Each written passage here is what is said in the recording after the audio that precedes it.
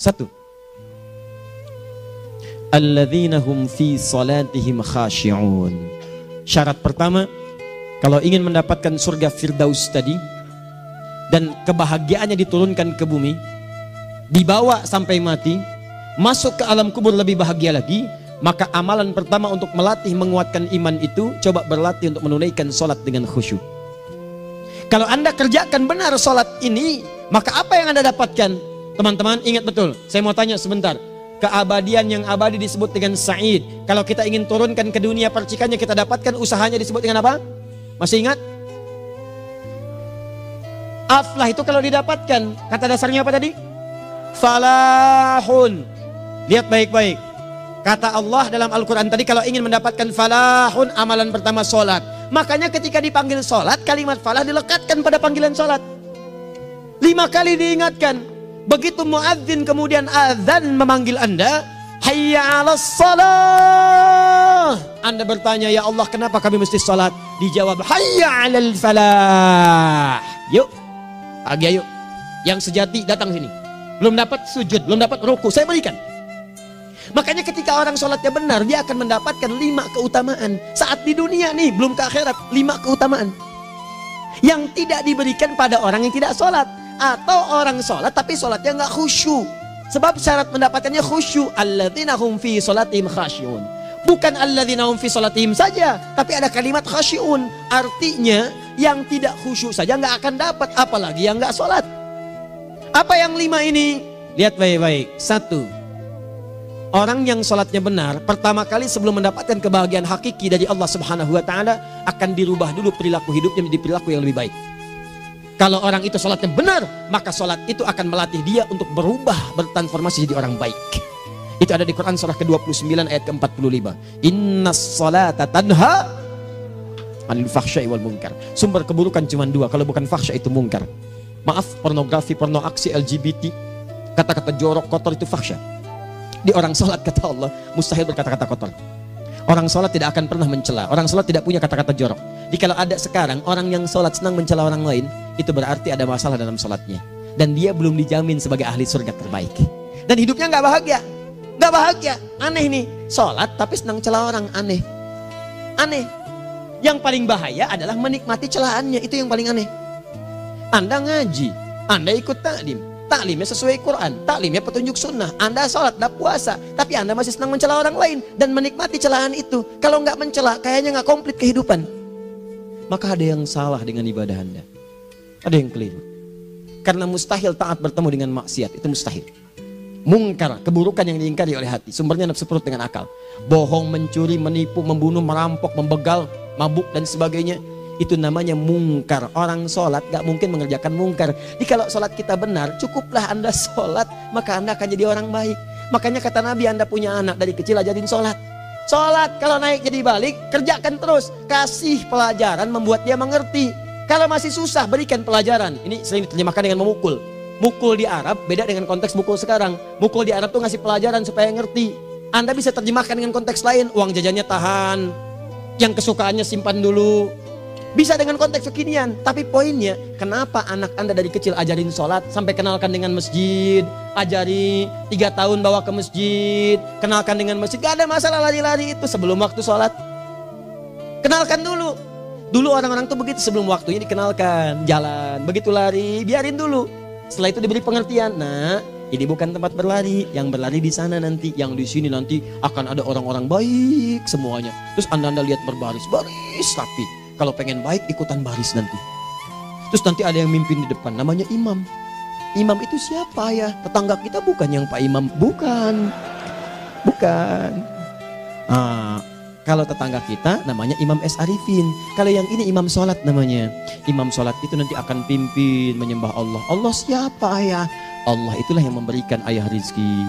Allah itu yang memberikan ayah rizki sehingga bisa beli tobot buat kakak. Beli robokar poli, ini yang poli, ini yang embers, ini yang heli, ini dulu kakak semuanya tuh. Yang kasih Allah. Nanti kalau kakak bagus bisa ikut rapi di sini, Allah akan senang, akan ditambah lagi oleh Allah. Oh begitu ya, datang, begitu caranya. Ini bukannya waktu sholat belum dikenalin tadi bawanya main-main di masjid. Bahkan ada yang agak repot lagi, di rumahnya susah diatur, dibilang, kamu ini susah diatur, main sana ke masjid, disuruh main, ya main di masjid. Yang salah bukan anaknya, orang tuanya. Apa rahasianya anak itu disuruh ke masjid, suruh sholat? Rahasianya, begitu anak itu sholat dengan baik, maka dia akan tumbuh jadi anak baik di kemudian hari. Itu maksudnya. Nah, sekarang saya agak bingung ini. Pendidikan TK sekarang salah sih? Enggak, cuma saya agak bingung mikirnya. Ini anak belum diajarin sholat, udah diajarin manasik. Itu bagaimana cara berpikirnya Ferguson? Agak repot saya mikirnya tuh. Ya. Walaupun salah sih enggak, cuma saya bingung gitu. Kenapa nggak dikerjakan tahap yang pertama dulu? Tangga itu kan berurutan. Nggak bisa Anda lompat langsung ke 5. Kan 1, 2 belum terlewati. Jelas ya? Nah, ini gambarannya. Sholat nih. 1 pasti baik. Ini kalau sekarang sholat, lisan belum baik, mata belum baik, sampai ke kaki, berarti ada yang salah sholatnya tuh. Ada yang nggak tepat. Tangan sembarangan, snack orang ngambil. Awas. Tuh sendal orang, mau wudhu nggak ada sendal, pakai sendal orang. Udah bilang belum? Kehujanan pakai payung orang. Udah bilang belum? Ya kan gampang Ustaz. Ini kan juga mungkin diikhlaskan karena Allah. Ya ikhlas, cuman pakainya belum minjam. Bagaimana kalau sedang pegang payung itu keluar, Anda meninggal? Nah, coba mikirin ke situ. Coba ke kantor. Kalau didorong proyek yang nggak jelas, minta tanda tangan, pikirin dulu bagaimana kalau meninggal. Kemarin saya sama teman-teman artis saya katakan begini, Anda ya, kalau Anda mengaji dengan saya, jangan pernah menerima peran maksiat. Walaupun itu sekedar adegan, tapi itu maksiat. Kalau bayangkan ketika Anda memerankan itu, Anda diwafatkan oleh Allah Subhanahu Wa Taala. Maka demi Allah saya katakan tidak ada faedahnya Anda ngaji sekarang, ngaji besok. Ketika Anda menerima peran itu, Anda wafat dalam keadaan bermaksiat di hadapan Allah Subhanahu Wa Taala. Maka saya pun katakan pada Anda, ayo belajar yang betul, pahami. Bangun sholat, belajar, dalami seperti orang tua kita dulu. Tinggalkan nyontek, budaya yang gak jelas. Rasakan ketika nyontek Anda wafat. Apa yang Anda dapatkan? Di Libya itu, kalau nyontek, di Libya ya, saya pernah sekolah di Libya nih. Itu kalau nyontek, dibiarin aja dulu. Dan rekornya 100% ketahuan. Begitu sudah selesai, cuma jeda 2 jam, langsung ada panggilan. Si Fulan silahkan datang ke kantor. Apa yang disediakan di kantor sudah siap. Anda diberi waktu 2 jam dari sekarang, siapkan beres-beres koper Anda. Di sini tertulis Anda akan pulang. Tiketnya sudah lengkap, dikawal 2 orang. Dituliskan di situ anak ini nyontek, gak boleh kembali ke sini. Libya. Gak ada, zero tolerance bagi yang seperti itu. Keluar. Kami gak terima di sini. Harusnya begitu. Gak ada faedahnya. Yang kita butuhkan amalan dari ilmu, bukan nilai-nilai itu sementara. Gak ada. Sudah. Nah ini akhirnya begini kualitasnya nih. Tertulis di ijazahnya bagus, cum laude, IPK-nya 4, tapi nggak ada aplikasinya.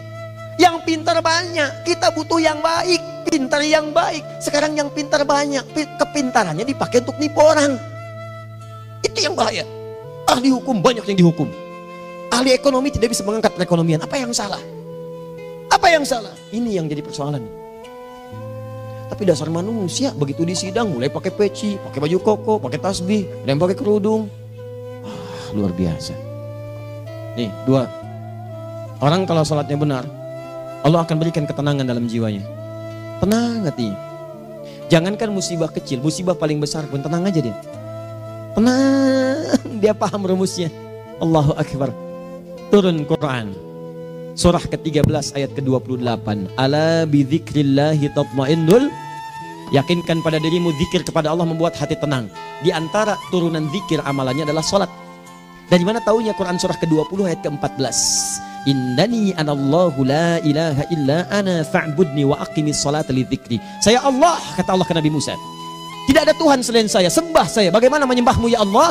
Tunaikan salat sebagai zikir kepada saya, zikir. Nah, maka kalau Anda sedang tidak tenang, ayo ke masjid. Banyak zikir itu, baca Quran zikir. Quran surah 15 ayat 9. Inna nahnu nazzalna dzikra. Kami turunkan Al-Quran sebagai zikir. Jadi kalau Anda sedang baca Al-Quran, Anda sedang berzikir. Ibu kalau sedang gak tenang, Bu, gelisah, gak enak, gak usah mengeluh, apalagi bikin status gak karuan.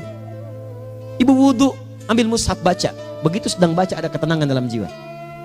Berdoa, zikir. Kalau sedang gak tenang, besok ada proyek, doa dulu. Doa itu memberikan ketenangan. Makanya doa disebut dengan zikir. Quran surah ke-7 ayat 205. Wadhkur rabbaka fi nafsika tadarruan wa khifatan wa dunal jahri minal qaul. Ayo berzikir, minta kepada Allah dengan segenap jiwamu, mohon dengan penuh ketawaduan. nanti ketenangan diberikan. Menghafal Quran, baca itu zikir.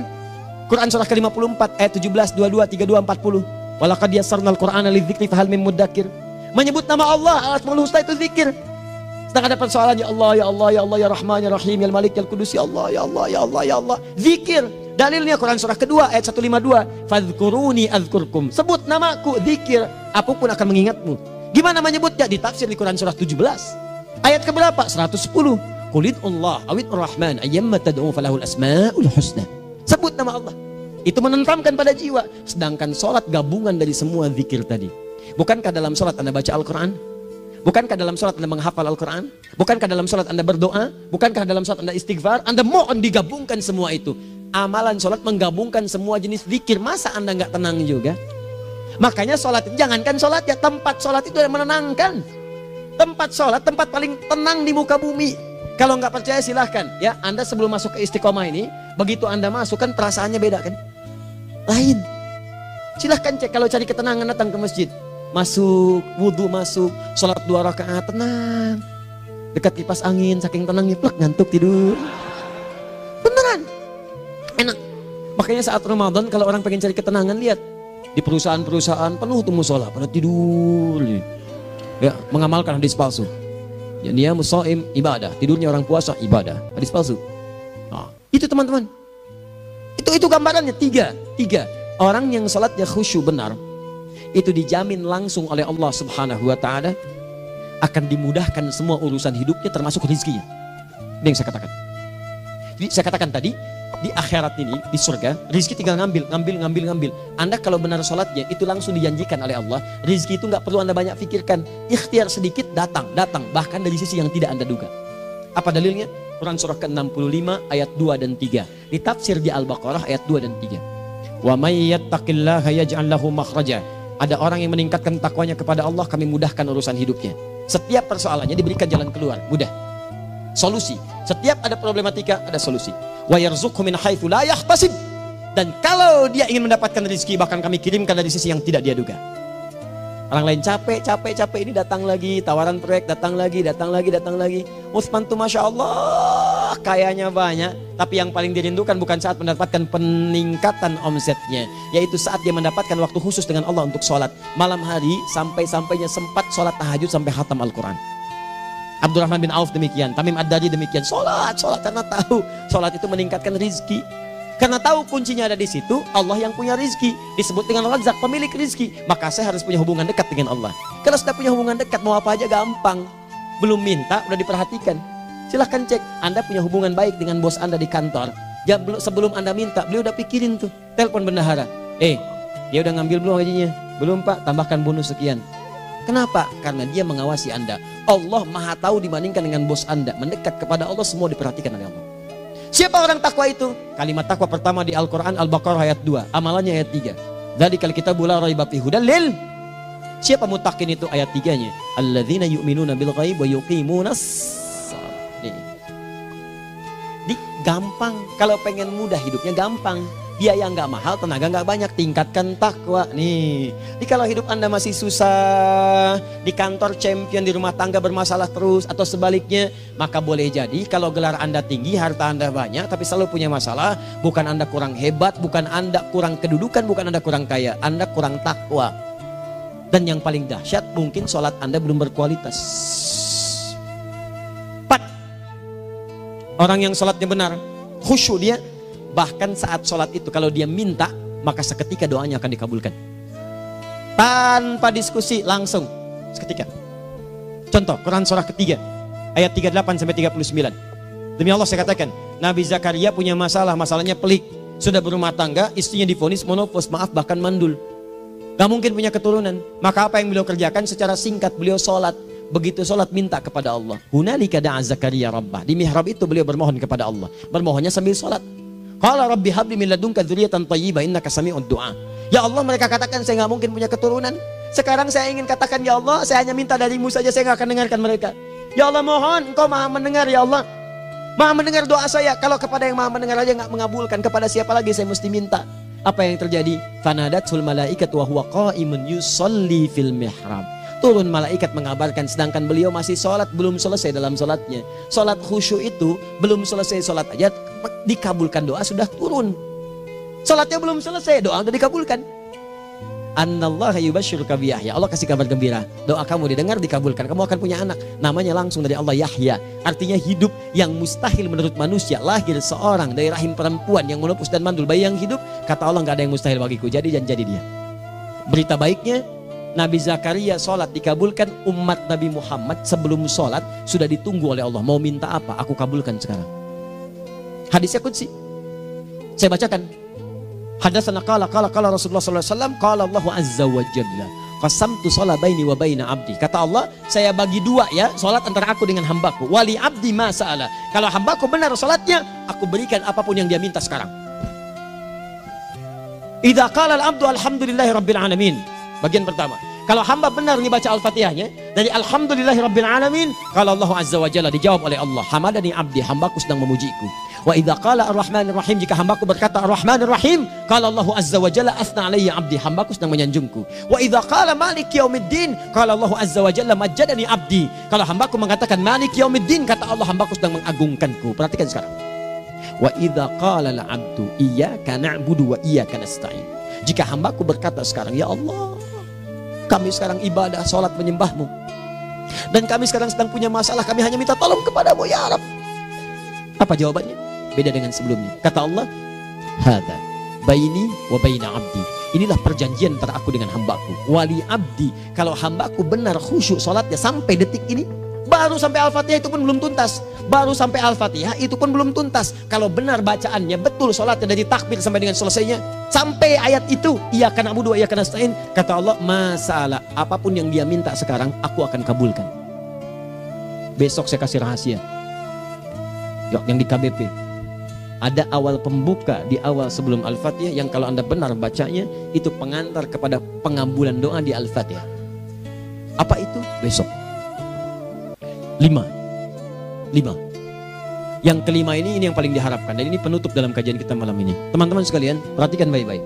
Jika Anda benar mengerjakannya, maka Allah akan jamin langsung Anda akan mendapatkan kesuksesan dan kebahagiaan di semua aktivitas Anda. Kalau jadi suami yang sukses, rumah tangga yang bahagia. Kalau jadi pegawai yang sukses, dan di kantor bahagia. Masih ingat? Kesuksesan yang menghadirkan kebahagiaan, konteksnya dunia disebut dengan falah, dipegang disebut dengan aflah.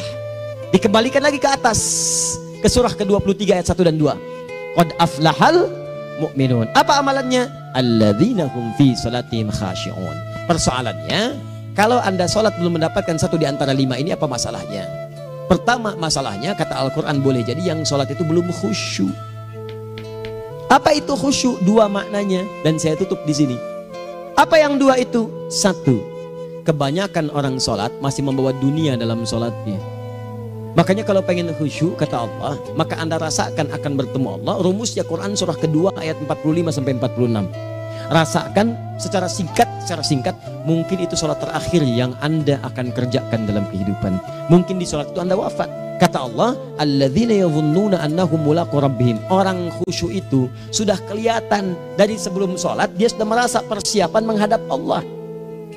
Persiapan ke manusia aja, dia sudah siap-siap, mandi dulu, ganti pakaian, pakai parfum, macam-macam dan sebagainya, hanya memenuhi undangan manusia. Allah mengundang Anda 5 kali dalam sehari.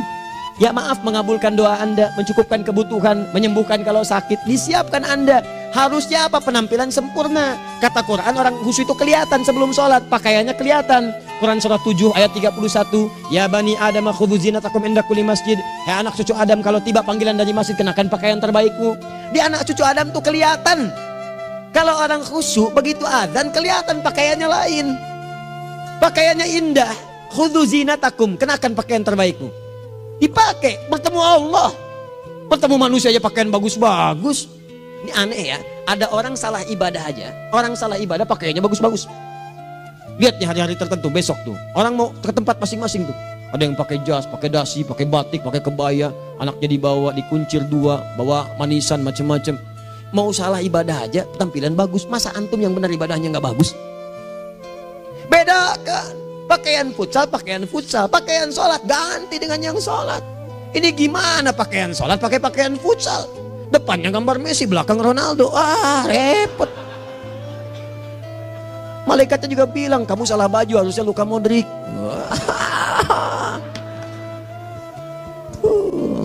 Hafal saya. Ayo mau tanya apa? Mourinho dipecat saya tahu. Lagi nganggur sekarang, ditawarin Benfica dia nggak terima. Sekarang jadi dia komentator di BeIN Sport. Nanti sebentar lagi dia akan komentar di laga Saudi dengan Qatar dan komentar laga Arsenal dengan Ipswich. Digantikan oleh Solskjaer. Dia super sub dulu. Ya, super sub. Ya, the baby assassin, ya pembunuh yang berwajah baby face. Masuknya di akhir-akhir, gol. Sekarang melatih dia 5 kali kemenangan, belum kalah sama sekali. Saya hafal itu. Tapi masih di urutan ke-6, tapi jaraknya ke yang ke-4 itu tinggal 3 poin lagi. Hafal saya, Liverpool tahu cuma 4 poin sekarang bedanya, kemarin 7 kalah 2-1 sama Manchester City. Walaupun banyak analisis yang menyebutkan mungkin itu diberikan saja gitu kan, karena ada yang lain-lain. Hafal kedua Manchester City, hafal saya. Ayo mau tanya apa lagi? Tottenham Hotspur ke bawahnya, ada Chelsea, ada Arsenal, baru kemudian Manchester United. Liga Italia, wah udah gak kekejar Juventus. Ya, apa lagi? Dan seterusnya lah. Gak ada ujungnya bahas yang begituan. Jelas ya? Maksud saya, Anda tanya itu saya jawab. Tapi tidak menghilangkan ibadah kita yang lain. Dan apa ruginya? Ya tahajud lah. Apa yang bisa dikerjakan besok, lihat besok. Ya kan tahajud kan bisa besok. Ada orang tahajud jam 10 pagi? Gak ada. Lebih baik Anda kerjakan malam tahajud. Yang tidak bisa dilihat malam bisa dilihat besok. Cara berpikirnya bagaimana kalau besok meninggal, gak kesampaian teman-teman sekalian, gak kesampaian. Nah maka dari itu, Anda kalau mau ada panggilan sholat, siap-siap baju yang bagus, itu sempurnakan. Anda panggilan orang mandi, panggilan Allah, buka Quran surah 5 ayat 6, sempurnakan wudu. Ya ayyuhalladzina amanu idza qumtum ila shalah faghsilu wujuhakum, wudu yang baik, berpakaian yang rapi. Kenapa? Karena boleh jadi saat dipanggil Anda wafat saat itu. Maka wafat Anda dalam keadaan yang suci, dengan keadaan tobat, dengan pakaian terindah pada saat itu. Yang kedua, maaf, orang-orang kurang khusyuk itu saya tutup. Yang kedua itu karena kebanyakan orang sholat tidak paham, tidak mengerti apa yang dibaca dan dilakukan dalam sholatnya. Jujur pada diri sendiri, jawab pada diri Anda. Sampai sekarang Anda sholat, berapa persen bacaan sholat yang Anda pahami? Jangan-jangan selama ini Anda sholat ribuan kali sujud, ribuan kali ruku, gak ada yang paham yang dibaca. Sekian persen yang paham, bagaimana sholat Anda bisa khusyuk? Pekerjaan Anda dipahami, urusan akhirat Anda gak dipahami. Di mana cara berpikirnya? Aku yang bagaimana atau engkau yang harus bagaimana? Ya, coba berubah. Nah ini baru satu amalan, belum yang lainnya. Ada 5 amalan lagi yang kalau kita bisa turunkan itu, selain sholat yang khusyuk, maka jaminan tadi akan datang. Baru sholat khusyuk aja 5 datang, apalagi ditambah dengan 5 amalan lainnya lagi. Demi Allah saya katakan, dunia kecil sekali, gak ada nilainya. Akhirat aja enak, nikmat. Saya ketemu Ustaz Arifin beberapa waktu lalu, dan kita doakan semoga Allah berikan kesembuhan, kesehatan. Saya datang, biasa kita adamin berdoa, duduk. Bang istirahat, bang butuh istirahat, umat udah nunggu. Dah gak usah mikir yang lain, karena beliau cerita masjid, cerita zikro, cerita mana. Ya insya Allah. Nitipin ini, nitipin itu dan seterusnya. Dan yang paling indah adalah, bang kita saling panggil weekend. Nikmat, gak ada yang senikmat ini. Zikir, Allah, doa. Nah bayangkan sakit tapi masih nikmat gitu. Nikmat. Iya bang, saya paham. Istirahat dulu. Banyakkan nanti orang jengkuk. Saya pamit dulu ya, supaya bisa istirahat, supaya tenang. Lama kita pegangan tangan, ngobrol, saling mendoakan. Itu nikmat. Dan cara berpikirnya kalau sudah pakai iman, semua nikmat. Ada uang nikmat, gak ada uang nikmat, sakit nikmat. Karena cara berpikirnya lain. Nanti kita bertemu lagi, saya terangkan pada Anda. Dan saya contohkan satu kisah. Bahkan ketika ada orang yang diuji Allah dengan ujian yang sangat luar biasa, yang menurut sementara orang itu ujian sangat luar biasa menggetarkan jiwanya dan susah untuk bertahan, tapi orang ini nikmat saja menjalaninya. Nikmat. Ada yang di rumah tangga, ada yang di macam-macam. Contohnya banyak. Satu contoh saya berikan di malam ini. Satu kali suami istri, wah luar biasa. Istrinya itu cerewetnya Pak, bukan cuma cerewet, ngeselin bagi suaminya. Maaf Bu ya, bukan ibu maksudnya. Jadi semua yang dikerjakan suami salah. Pengen mangga, ayah kalau kita sekarang dibeli mangga. Kenapa mangga yang ini? Saya pengennya mangga yang lain. Belikan mangga. Kenapa beli mangga aja? Jeruknya mana? Jeruk. Semua. Pokoknya semua yang kerjakan suami salah. Tapi suami tidak pernah mengeluh. Ini kerjakan, itu kerjakan. Satu kali, perhatikan cara memandangnya. Ketika iman sudah masuk ke dalam jiwa. Kata temannya, akhi, istri kamu ini begini, nyusahin kamu. Kenapa kamu gak cari yang lain? Kan gampang ada syariat. Udah pisahin aja cari yang lain. Kamu tenang ibadah. Apa jawabannya? Hey, Allah sudah turunkan surga ke saya lewat dia. Kenapa kamu meminta saya untuk menjauhinya dan meninggalkan surga saya? Ini cara melihat dia. Bukankah ketika ada berbagai keluhan saya sabar? Bukankah sabar mendekatkan saya ke surga? Allah kirimkan tipikal istri seperti ini supaya mendekatkan saya ke surga. Dengan itu kan saya banyak pahala. Saya sabar, pahala banyak. Sudah Allah berikan pahala kepada saya. Kamu malah nyuruh saya untuk berpisah dengan pahala itu. Perhatikan cara berpikirnya. Indah. Kalau rumah tangga seperti ini semuanya enak gitu. Suaminya biasa-biasa, istrinya cantik, luar biasa. Begitu berdandan kelihatan kata suaminya, Masya Allah, wajahnya tak berpaling, mata tak berkedip. Kata istrinya, ya zauji madzabik, sayang kamu kenapa? Wallahi syakiran lillah bihadari. Demi Allah, aku bersyukur mendapatkan istri secantik kamu. Kata istrinya, nahnu fil jannah zauji, kita berdua di surga. Kata suaminya, kok bisa begitu jawabanmu? Iya, kamu bersyukur dengan keadaanku, aku bersabar dengan keadaanmu. Catat. Bukankah orang syukur dan sabar di surga? Tuh lihat, canda-canda orang-orang soleh itu begitu. Nikmat ketawa walaupun nyelekit di hati. Cuman bawaannya enak gitu. Nah, nanti itu ada tuh, nanti saya turunin tuh. Yang di rumah tangga, yang ini, yang itu nanti. Kapan? Pertemuan berikutnya. Ya, jadi kita cukupkan dulu di malam ini apa yang kita pelajari supaya nanti nggak terlampau banyak kita dapat materi. Cuma sayang sedikit mengamalkan. Saya sudah tuangkan di sini. Banyak saya tuliskan termasuk di keluarga, di macam-macam. Ini saya tulis tapi silahkan Anda baca. Kalau ada manfaat silahkan dapatkan. Kalau ada yang kurang silahkan sampaikan untuk dikoreksi. Semoga Allah muliakan kita semua insya Allah. Sekali lagi, perbaiki hidup. Jangan banyak mainnya. Dan sudah, jangan banyak membuang dengan yang sia-sia apapun yang dihadapi. Sekali lagi, tolong jaga kondusivitas, bantu negara kita, ketertiban, keamanan. Kalau saya menyampaikan sesuatu ada singgungan dengan yang kekinian, itu maksudnya koreksi masukan-masukan supaya diperbaiki. Tapi tetap dalam urusan pemilihan kita punya pilihan masing-masing yang tidak boleh dipaksakan. Jelas ya? Baik, jadi ya saya sampaikan sekali lagi. Pertama, pilih mana? Anda dipaksa harus ikut, atau yang kedua, kita bebas memilih sesuai. Dah. Sudah ya. Jadi kita akhiri. Subhanakallahumma bihamdika asyhadu an la ilaha illa anta astaghfiruka wa atubu ilaik. Wa akhiru da'wan alhamdulillahirabbil alamin. Berjumpa besok sesi terakhir fikih ikhtilaf di Masjid Ar-Rahman Kota Baru Parahyangan. Assalamualaikum warahmatullahi wabarakatuh.